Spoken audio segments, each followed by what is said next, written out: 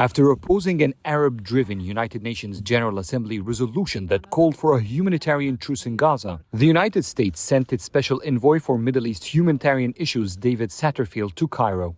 During their in-depth talks, Egyptian Foreign Minister Sameh Shoukry voiced Egypt's disappointment about the limited flow of aid to Palestinians. The U.S. envoy vowed to intensify coordination with Egypt to ensure that stranded trucks on the Egyptian border would continuously and immediately access Gaza. Egypt is not satisfied with the current amount of aid reaching the Palestinians. Huge numbers of trucks are stranded in Egypt.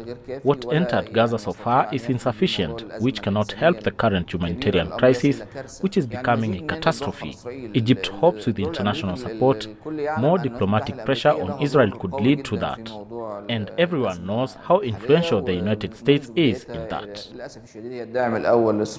On the other hand, Belgium's Foreign Minister Adel El Mahrouky came to the Egyptian capital after its country endorsed the UN's calls for a ceasefire. Her talks with Shoukry saw the two sides agree on exerting joint efforts to prevent an expansion of the Israeli war on Gaza, as well as providing necessary protection of civilians. She also discussed Egypt's vision for reviving the Palestinian-Israeli peace process. Belgium realized the necessity of giving access to aid to the Palestinians.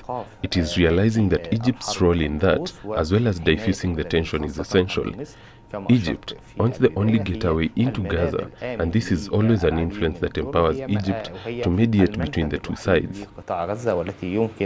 The deterioration in humanitarian conditions was also the focus during the Belgian foreign minister's talks with the Secretary General of the Arab League, Ahmed Aboulghait. They both rejected attempts to use a transfer policy to enforce the relocation of Palestinians away from Gaza. Egypt says it's pulling all diplomatic strings to give way for the biggest volumes of aid to reach Palestinians this week. The country is also aiming to broker a ceasefire agreement as well as lead efforts for a possible deal to exchange hostages. Adel El Mahrouky, CGTN, Cairo.